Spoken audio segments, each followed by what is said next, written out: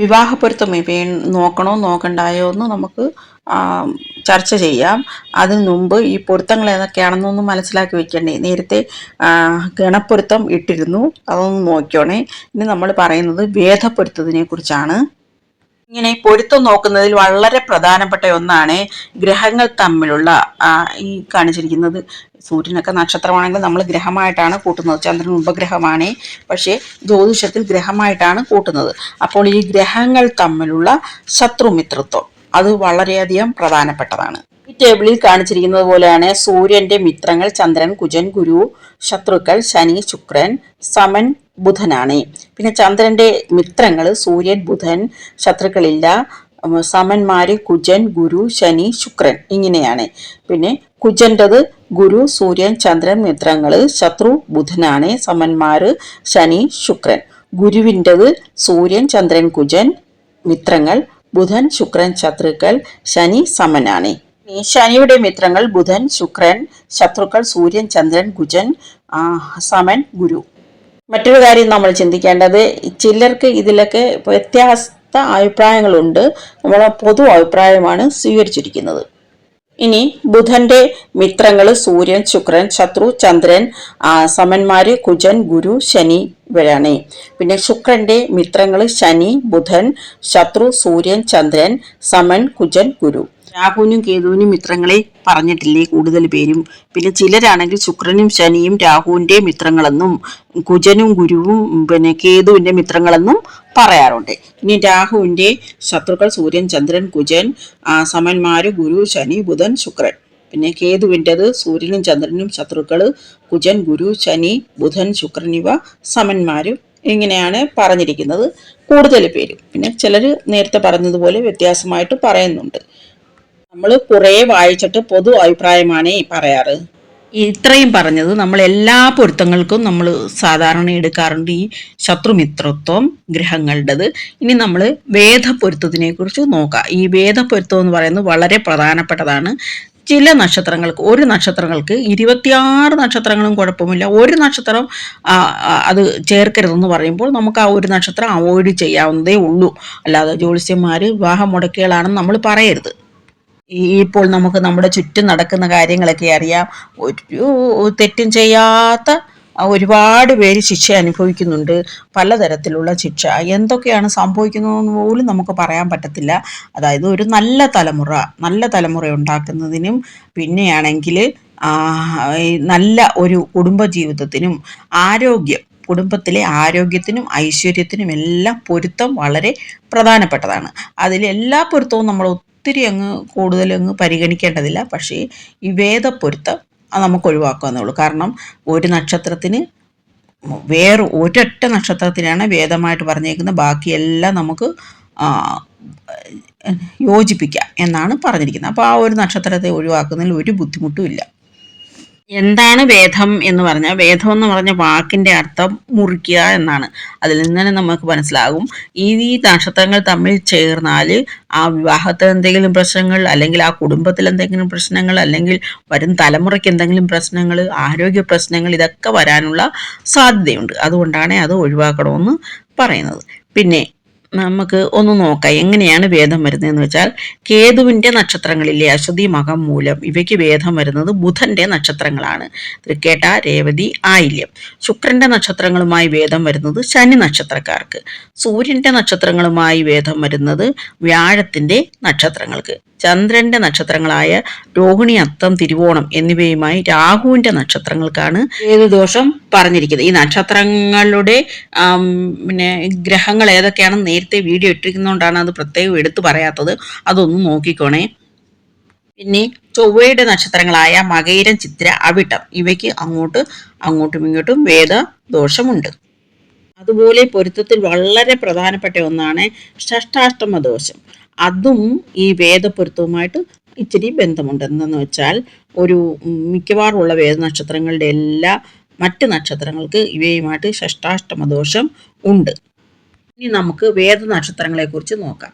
അശ്വതി നക്ഷത്രക്കാർക്ക് തൃക്കേട്ട നക്ഷത്രക്കാർ ഒരു തരത്തിലും യോജിക്കുകയില്ല. എന്താണെന്ന് വെച്ചാൽ, അശ്വതി നക്ഷത്രത്തിൻ്റെ അധിപൻ കേതുവും തൃക്കേട്ടയുടെ ബുധനുമാണ്. അവ തമ്മിൽ ചേരുകയില്ല. അതുപോലെ തന്നെ അശ്വതി നക്ഷത്രത്തിൻ്റെ രാശിയുടെ മേടൻ രാശിയുടെ 8ാം രാശിയാണ് വൃശ്ചികൻ രാശി. ഭരണിയുടെ അങ്ങനെ തന്നെയല്ലേ? ഭരണിയുടെ മേടൻ രാശിയുടെ 8ാം രാശിയാണ് അനിഴം. അപ്പോൾ ആ ഷഷ്ടാഷ്ടമ ദോഷവും കൂടി ഉള്ളതുകൊണ്ട് നമ്മൾ ഒരിക്കലും യോജിപ്പിക്കരുത്. ഇവിടെ സ്ത്രീ നക്ഷത്രത്തിൽ നിന്നല്ലേ സാധാരണ നോക്കുന്നത്, അത് നോക്കേണ്ട കാര്യമില്ല. അങ്ങോട്ടും ഇങ്ങോട്ടും ഈ നക്ഷത്രങ്ങൾക്ക് ഭേദമുണ്ട്. അതുകൊണ്ട് ഇവയെ തമ്മിൽ യോജിപ്പിക്കാൻ പാടുള്ളതല്ല. പണ്ട് ജാതകം നോക്കിയിരുന്ന കാലത്ത് ഒരുപാട് ആൾക്കാരുടെ ആ ജീവിതം അടുത്ത് അറിഞ്ഞിട്ടുള്ളത് കൊണ്ട് പറയുകയാണ്.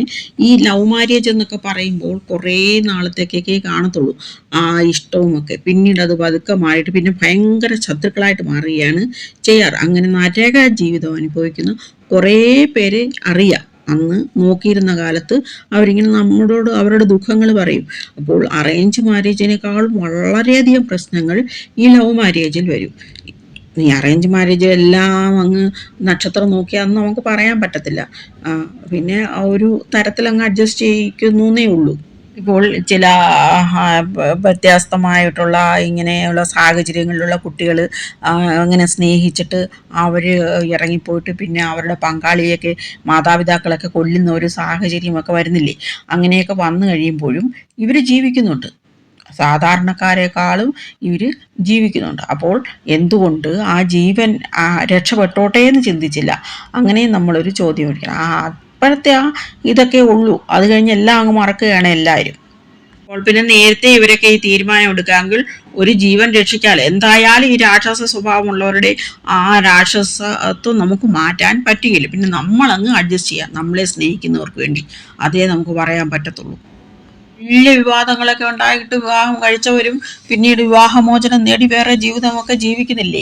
ഇതെല്ലാം നമ്മൾ മനസ്സിലാക്കിയിട്ട് വേണം. അതുപോലെ ഇങ്ങനെ എതിർക്കുന്നവരും ഇത് കഴിയുന്നിടത്തോളം മാക്സിമം പറഞ്ഞ് മനസ്സിലാക്കാൻ ശ്രമിക്കുക. പിന്നെ ജ്യോതിഷിയുടെ മക്കൾക്കോ അങ്ങനെയൊക്കെ ഉള്ളവർക്കോ അങ്ങനെ നോക്കുന്നില്ലയോ എന്ന് വെച്ചാൽ പറഞ്ഞാൽ കേട്ടില്ലെങ്കിൽ പിന്നെ അവർ വരുന്നത് വരട്ടെ എന്ന രീതിയിൽ നമ്മളങ്ങ് പെരുമാറുകയാണ്. ഇത് ചില ദോഷങ്ങൾ നമ്മൾ അത് പ്രത്യേകമായിട്ട് എടുത്തു പറയാം. അതിൽ ആദ്യത്തെ പറയുന്ന വേദദോഷമാണ്.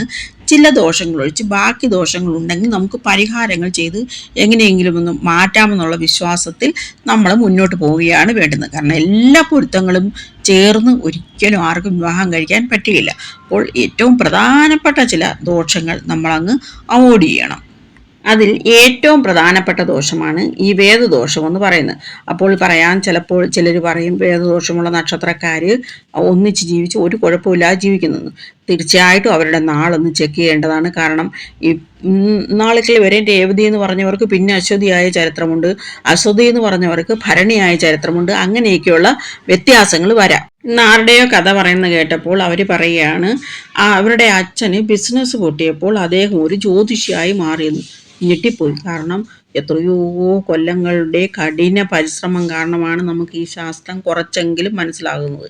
അതിന് പകരം എവിടുന്നെങ്കിലും ഒരു കവടിപ്പലകയും വാങ്ങിച്ചേച്ച് 5-6 രാശികളുമൊക്കെ അങ്ങോട്ട് നോക്കിയിട്ട് ആരൂടെയൊക്കെ അങ്ങോട്ട് നോക്കിയിട്ട് എന്തെങ്കിലുമൊക്കെ ഫലം പറയുക. എനിക്കതിനെക്കുറിച്ചൊന്നും അറിയത്തില്ല, അത് എനിക്കിഷ്ടവുമല്ല.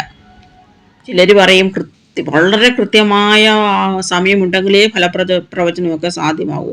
അങ്ങനെയൊന്നുമല്ല, ഒരുമാതിരി സമയമുണ്ടെങ്കിൽ നമുക്ക് മിക്കവരുടെയും ഇനി ഈ ലഗ്നം മാറുമ്പോഴുള്ള ഒരു ചെറിയ പ്രശ്നമുണ്ട്. അതൊരു 2.5 മണിക്കൂർ വ്യത്യാസത്തിൽ വരുന്ന ഒരു കുഴപ്പമുള്ളൂ. അതായത് 2 മണിക്കൂർ ഇടവിട്ട് അരമണിക്കൂറിൻ്റെ വ്യത്യാസത്തിൽ വരുന്ന ഒരു പ്രശ്നമേ ഉള്ളൂ. അല്ലാതുള്ളവർക്കെല്ലാം നമ്മൾക്ക് ഈ ജാതകം, അതായത് ഗ്രഹനില നോക്കിയിട്ട് നമുക്ക് കണ്ടുപിടിക്കാവുന്നേ ഉള്ളൂ. ദശാകാലവും ചാരഫലവും ഒക്കെ നോക്കിയിട്ട് കണ്ടുപിടിക്കാവുന്നേ ഉള്ളൂ. ഈ കവടിപ്പല നിരത്തിയിട്ട് ജ്യോതിഷത്തെക്കുറിച്ച് ഒന്നും അറിയാത്തവർ ശത്രുദോഷം, കൂടോത്രം ഇതൊക്കെ പറഞ്ഞിട്ട് കോടികളാണ് കൊയ്യുന്നത്. നമുക്കറിയാം. അവരെയൊക്കെ ദൈവം ശിക്ഷിക്കട്ടെ എന്ന് മാത്രമേ നമുക്ക് പറയാനൊക്കത്തുള്ളൂ. കാരണം പാവങ്ങളുടെ മനോദൗർബല്യം മുതലെടുത്തുകൊണ്ടാണ് അവർ ഇങ്ങനെ ഉള്ള കാര്യങ്ങളൊക്കെ ചെയ്യുന്നത്. അതൊരിക്കലും അവർ അറിയാതെ പോലും ചെയ്യുകയാണെങ്കിലും അത് തെറ്റാണെന്നേ നമുക്ക് പറയാൻ പറ്റത്തുള്ളൂ. അങ്ങനെ ഒരിക്കലും പറയരുത്. നമ്മുടെ മനസ്സിൽ തോന്നിയാലും അതെങ്ങനെ പറയാൻ തോന്നുന്നു എന്ന് തന്നെ അറിയത്തില്ല. മറ്റുള്ളവരെ മനസ്സിനെ വേദനിപ്പിച്ചുകൊണ്ട് നമ്മൾ നേടുന്നതൊന്നും ശാശ്വതമല്ലെന്നും അവരൊക്കെ മനസ്സിലാക്കട്ടെ. അതുകൊണ്ട് തന്നെ കുറേ പൊരുത്തങ്ങൾ നമ്മൾ തന്നെ നോക്കി വെക്കുന്നതാണ് നല്ലത്. അപ്പോൾ വേദമുള്ള നക്ഷത്രങ്ങൾ അശ്വതിക്ക് തൃക്കേട്ട, അങ്ങോട്ടും ഇങ്ങോട്ടുമാണേ, ഭരണിക്ക് അനിഴം, കാർത്തികയ്ക്ക് വിശാഖം, രോഹിണിക്ക് ചോതി, മകേരത്തിന് ചിത്ര, അവിട്ട, ഈ 3 നക്ഷത്രങ്ങൾ അങ്ങോട്ടും ഇങ്ങോട്ടും വേദദോഷമുണ്ട്. തിരുവാതിരയ്ക്ക് തിരുവോണം, പുണർദത്തിന് ഉത്രാടം, പൂയത്തിന് പൂരാടം, ആയില്യത്തിന് മൂലം, മകത്തിന് രേവതി, പൂരം ഉത്രട്ടാതി, ഉത്രം പൂരിട്ടാതി, അത്തം ചതയം, ചിത്രയ്ക്ക് മകരോ വിട്ടു, നേരത്തെ പറഞ്ഞില്ലേ, അതുപോലെയാണ്. എല്ലാത്തിനെയും എതിർത്തുകൊണ്ട് നമ്മൾ ഒന്നും നോക്കാതെ എടുത്തു ചാടിയിട്ട് കിടന്ന് നരയിക്കുന്നതിനേക്കാളും നല്ലതാണ് ഇപ്പോൾ കുറച്ച് ദുഃഖം അനുഭവിച്ച് വെച്ച് പിന്നീട് സന്തോഷം അനുഭവിക്കുന്നത്. അതായത് ആരോഗ്യം, ഐശ്വര്യം, സന്താനങ്ങൾ, ഇവയാണ് ഈ ദോഷം ബാധിക്കുക. അതുകൊണ്ട് കഴിയുന്നതും ഇവ തമ്മിൽ ഒഴിവാക്കുന്നത് തന്നെയാണ് നല്ലത്. ചിലപ്പോൾ നമ്മുടെ കൂട്ടുകാരായാൽ പോലും ഈ നക്ഷത്രത്തിലുള്ളവരുമായിട്ട് നമുക്ക് പൊരുത്തപ്പെടാൻ വളരെയധികം പ്രയാസമായിരിക്കും. വളരെ സ്നേഹം കാണും, പക്ഷെ അതിൻ്റെ 10 ഇരട്ടി അങ്ങോട്ടും ഇങ്ങോട്ടും ദേഷ്യം വരാനുള്ള സാധ്യതയും ഉണ്ട്. പക്ഷേ ചില നക്ഷത്രങ്ങൾ ഞാൻ കണ്ടിട്ടുള്ളത് എന്താണെന്ന് വെച്ചാൽ അസുഖമാണ് കൂടുതലും വരിക. ഉദാഹരണത്തിന് പൂയം, പൂരാടം, എനിക്ക് അങ്ങനെ അറിയാം, അസുഖമാണ് കൂടുതലും വരാറുള്ളത്. ആരംഭത്തിൽ മറ്റു കുഴപ്പങ്ങളൊന്നും കാണുകയില്ല, പോകെ പോകെ ഇങ്ങനെ അസുഖങ്ങളും അങ്ങനെയുള്ള കുഴപ്പങ്ങളൊക്കെ വരാം. പ്രത്യേകിച്ചും ഷഷ്ടാഷ്ടമ ദോഷമൊക്കെ ഉണ്ടെങ്കിൽ അത് ഒഴിവാക്കുന്നത് തന്നെയാണ് നല്ലത്. ഓം നമഃ ശിവായ.